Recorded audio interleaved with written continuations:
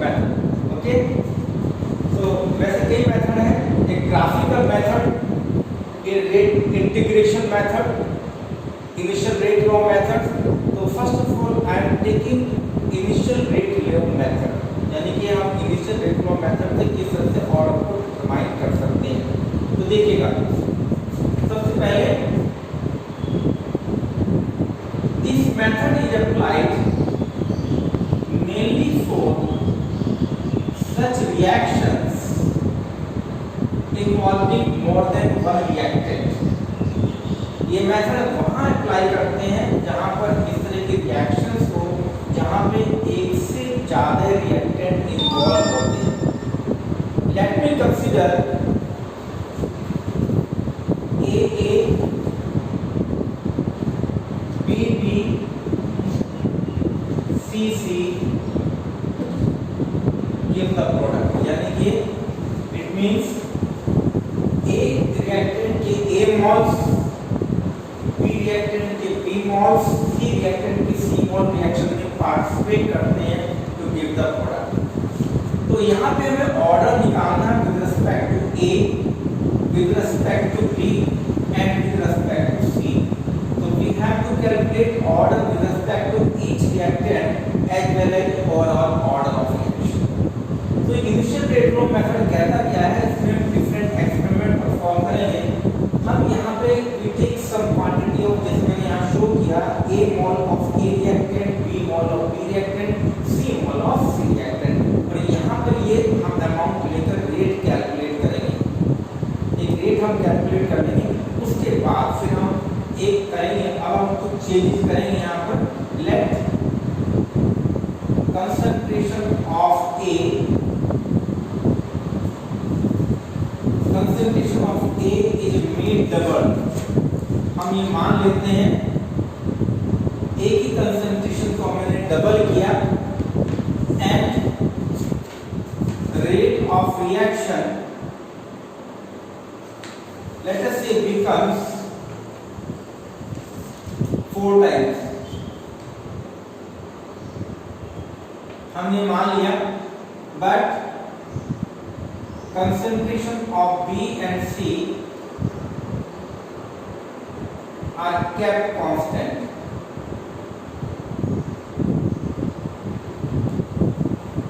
हम क्या कर रहे हैं, एक ही तरह हमने पहले तो रेट ऑफ रिएक्शन ले लिया, कुछ भी अमाउंट ली थी A, B और C की कुछ भी अमाउंट लेकर हमने रेट कैलकुलेट कर लिया। अब हमने क्या किया, कंसंट्रेशन ऑफ A को डबल कर दिया, जितनी पहले थी उसका डबल कर दिया।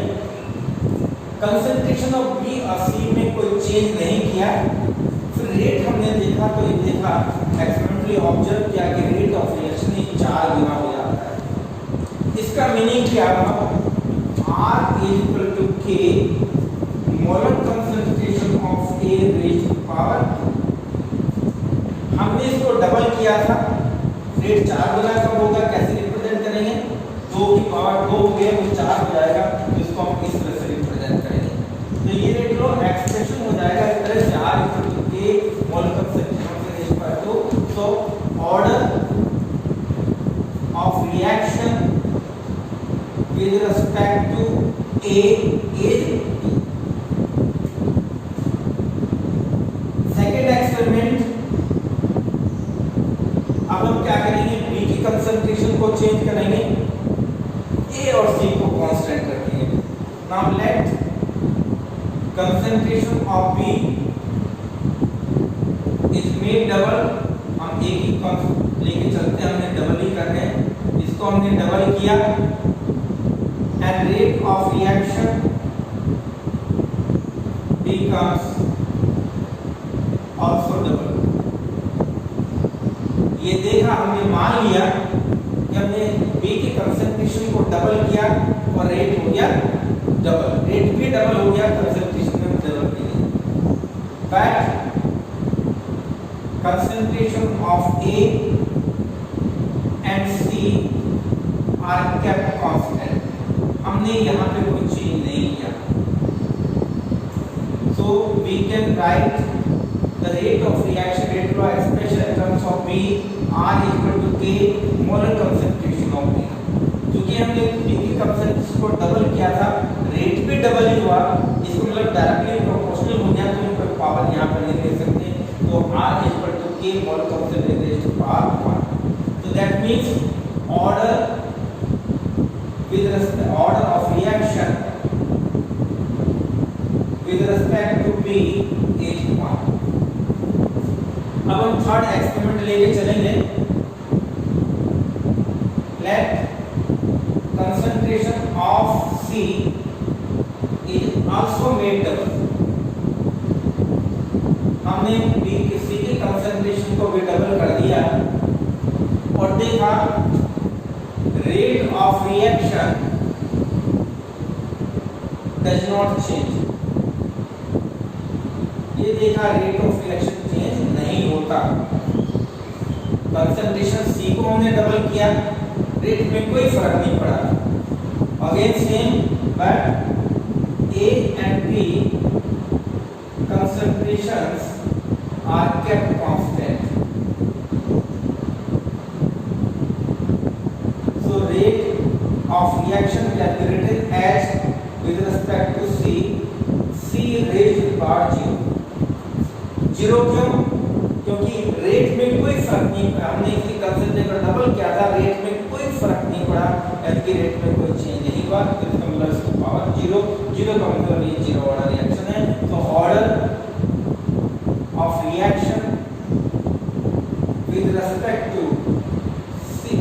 to C is 0। So on the basis of changing the concentration of one of the reactants and then determination of rate of reaction with respect to previous rate of reaction, तो हम उसे comparison करके relative rates में कितना change हुआ तो हम order निकाल सकते हैं with respect to each reactant। So overall order of reaction कितना हो जाएगा? Overall order of reaction will be equal to 2 plus 1 plus 0, यानी कि ये third order reaction, it means it is third order reaction.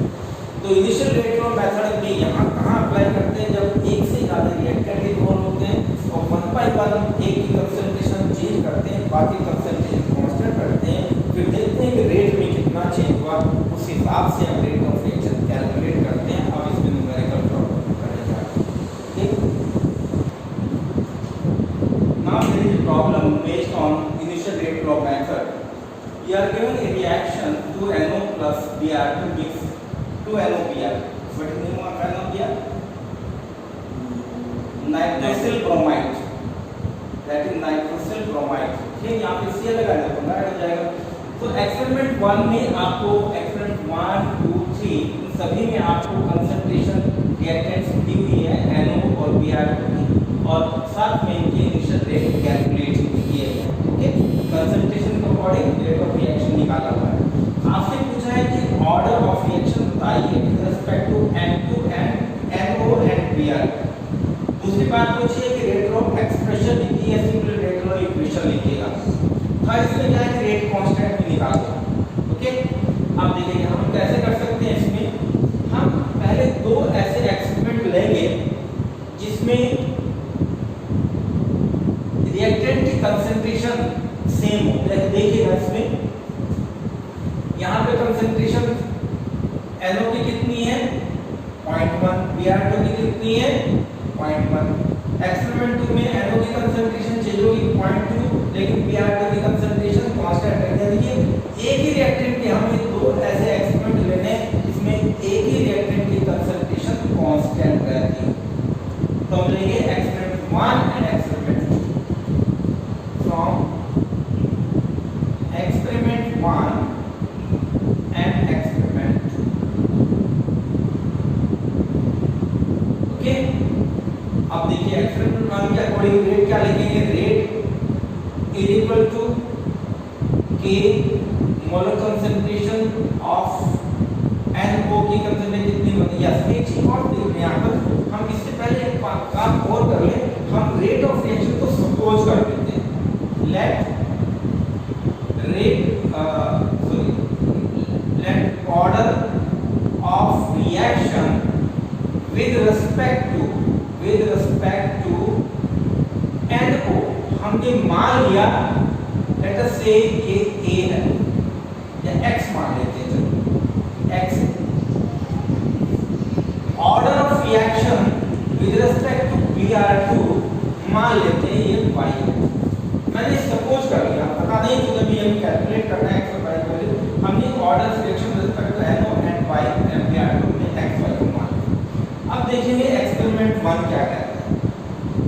Experiment को कैसे लिख सकते हैं? एक्सपेरिमेंट को लिख सकते हैं R equal to K, R1 कर देता हूँ K, molar concentration of NO कितना है 0.10, रेज़ टू पावर कितना आ जाएगा X, और अब इसको मोलर इस तरह से लिखा जा सकता है, ठीक है, X molar concentration of Br2 कितना है 0.10, कितना लिखे 5।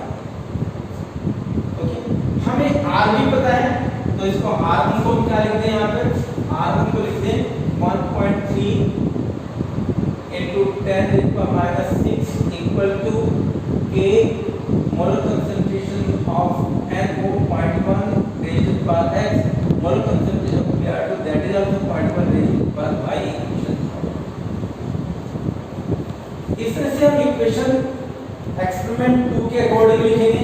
एक्सपेरिमेंट 2 के अकॉर्डिंग R क्या है, R2 equal to K molar concentration of NO कितना है, वो भी 0.2 है, raise to power X molar concentration of Y, molar concentration Br2 that is 0.10 raise to power Y। देखो क्लियर हुआ कि नहीं? ये एक्सपेरिमेंट 2 के अकॉर्डिंग, एक्सपेरिमेंट 2 के अकॉर्डिंग रेट क्या है, R2 हमने मान लिया K कांस्टेंट रहेगा, A की रिएक्शन में K की वैल्यू कांस्टेंट रहेगी, और concentration of A that concentration of NO that is 0.2, concentration of Br2 that is 0.1, हमने वैल्यू सब्स्टिट्यूट कर दी, R2 की वैल्यू सब्स्टिट्यूट करें that is 5.2 into 10 raised to power -6 equal to K 0.20 raised to power X और 0.10 raised to power Y equation.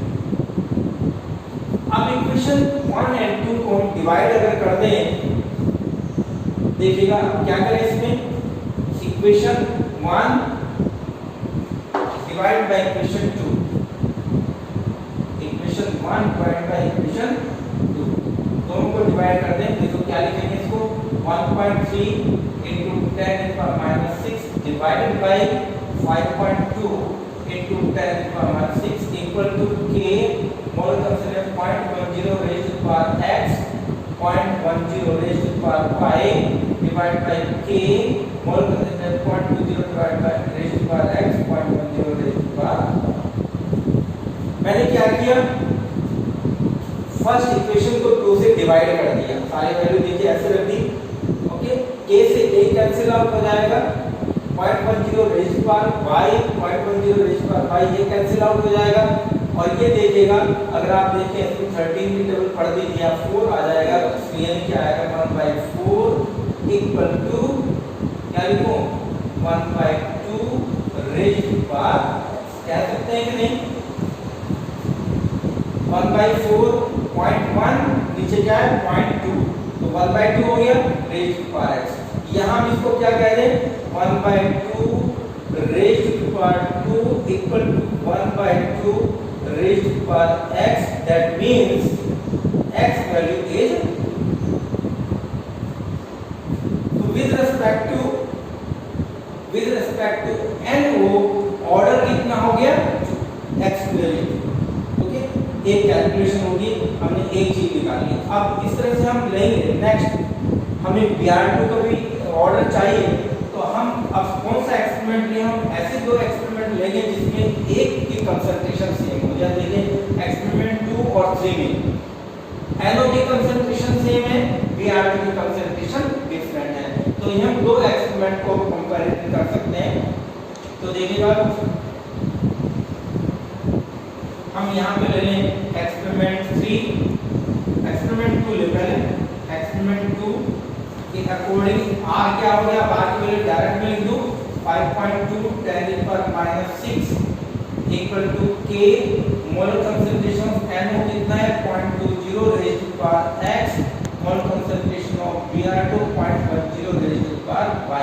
ये equation आ गई 3। Okay, experiment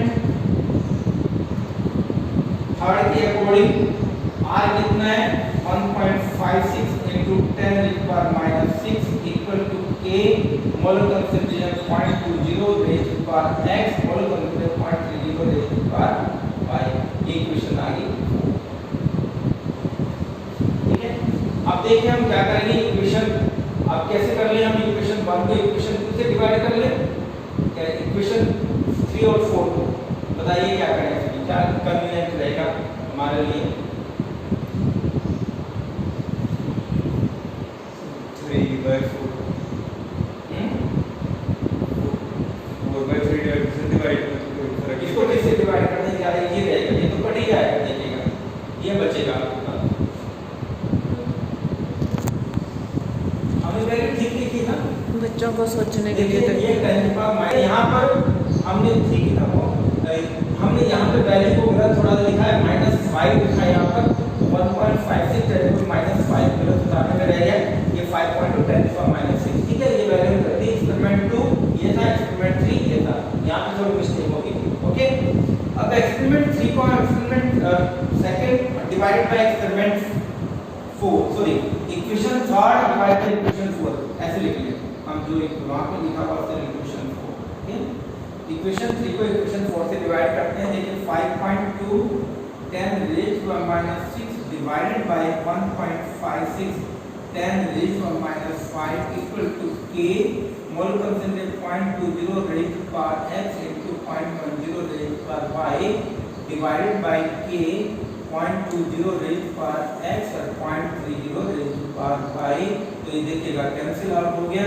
यहाँ पे आप देखिए इसको कैसे हम कैलकुलेट कर रहे हैं, 5.2 ये 3 टाइम्स हो जाएगा, मैं इसको ऐसे लिखता हूँ, देखिएगा 5.2 10 raised to the -6 divide by 15.6 into 10 की power 6 equal to 0.10 divide by 0.30 raised to the power 5। ठीक है, लिख सकते हैं ऐसे। देखिएगा हमने क्या किया, इसको भी 6 में कन्वर्ट कर लिया, -5 था -6 हो गया, तो इस पहले को हमने क्या कम किया, तो इसको हमने 10 टाइम्स बढ़ा दिया। अब ये काटने में इजी रह जाएगा, 5.2 और 15.33 टाइम्स हो जाएगा। ओके, तो क्या हो गया, इसको कैसे लिखें, 1/3 equal to 1/3 raise to power 5। Look at here, 1/3 आ गई, ये भी 1/3 है, रेज़ पावर, इसका मतलब y की वैल्यू क्या होगी, y value is 1। Okay, clear हुआ कि नहीं। यहाँ पे देखिएगा 1/3 इक्वल टू 1/3 रेज़ पावर 5, इसका मतलब अगर हम y की वैल्यू चाहिए हम इसको ऐसे लिख सकते हैं, y value 5। So with respect to NO order कितना आया था 2, with respect to Br2 order कितना है 1। So बड़ी मेल बड़ी with respect to first part देखिएगा, with respect to NO order is 2, with respect to Br2 order is 1। तो second था रेट लो एक्सप्रेशन, तो ओवरऑल ऑर्डर कितना आ गया, overall order of reaction is that is कितना हो गया 3। ओके, नाउ सेकंड कह रहा है रेट लो एक्सप्रेशन लिखेगा, रेट लो, और जब आपको ऑर्डर पता चल गया तो रेट लो लिखना बहुत आसान है, तो हम क्या लिखेंगे, R equal to K molar concentration of NO, NO की पावर क्या लिखते हैं हम 2, और मोलर कंसंट्रेशन ऑफ Br2 की पावर क्या लिखते हैं 1, और हम शो नहीं करते हैं, this is the rate law expression. With respect to NO order 2 है, with respect to Br2 order 1 है। ओके, नाउ थर्ड पॉइंट वो कहता है कि रेट कांस्टेंट निकालिए। क्या पूछा आपने, रेट कांस्टेंट कैलकुलेट करिए। तो रेट कांस्टेंट कैलकुलेट करने के लिए you can use values of either of first, second और थर्ड एक्सपेरिमेंट, किसी भी एक्सपेरिमेंट की वैल्यू सब्स्टिट्यूट करके आप k निकाल सकते हैं। ओके, तो k की हम क्या लिखेंगे, r इक्वल टू, ये इक्वेशन यूज करेंगे, r equal to k molar concentration of NO raise to 2 molar concentration Br2 raise to 1। Okay, तो यहाँ पे value according to first experiment, according to experiment 1, तो r कितना निकले 1.3 10 की पावर -6 इक्वल टू k की value हमें कैलकुलेट करनी है। एनोड की कंसंट्रेशन कितनी है 0.10 रेज़ टू पावर 1, Br की कंसंट्रेशन कितनी है 0.10 रेज़ टू पावर 1, यहाँ पर आएगा सॉरी, ठीक है। तो ये क्या आ गया 1.3 × 10⁻⁻6 इक्वल टू k, तो यहाँ आ गया 0.1 की पावर 2 कितने आ जाएगा 0.1 और 0.1 कितना आ जाएगा 0.01 0.01 into 0.1, तो कितना हो गया 1.3 × 10⁻⁻6 इक्वल टू k, और ये कितना आ गया 0.001, ओके, यानी कि इसको लिखते हैं k × 10⁻⁻3, तो k की वैल्यू क्या हो जाएगी, k की वैल्यू हो जाएगी 1.3 × 10⁻⁻6 डिवाइड बाय 10⁻⁻3, यानी कि 1.3 × 10⁻⁻3, ये आ जाएगा k की वैल्यू। और ये ऑर्डर थर्ड ऑर्डर रिएक्शन है, तो इसका आएगा litre first second litre square पर मोल स्क्वायर पर टाइम, टाइम किसमें यहाँ मिनट में, मिनट ही लेंगे, minute mi। Similarly, you can solve this some other problem, बिल्कुल इसी टाइप के प्रॉब्लम्स आएंगे जिसमें एक्सपेरिमेंट्स दिए रहेंगे आपको, दो से ज़्यादा 2 से ज़्यादा एक्सपेरिमेंट होते हैं, 3 या 3 से ज़्यादा, उनकी वैल्यूज को यूज करके आप उसमें ऑर्डर निकाल सकते हैं। ऑर्डर को यूज करते हैं ओवरऑल के rate constant rate law expression लिखा जा सकता है, उसी के अनुसार रेट कांस्टेंट वैल्यू निकाल सकते हैं। तो मैं एक्सपेक्ट कर रहा हूँ कि आप जो भी प्रॉब्लम्स होंगी आपकी बुक में कुछ एग्जाम्पल दिए होंगे वो भी सॉल्व करें, और इसके अलावा कुछ अनसॉल्व प्रॉब्लम भी बहुत सॉल्व करेंगे। कल हम दूसरा मेथड लेंगे integration rate law method to calculate the order of reaction या to determine the order of reaction. Thank you, that's all.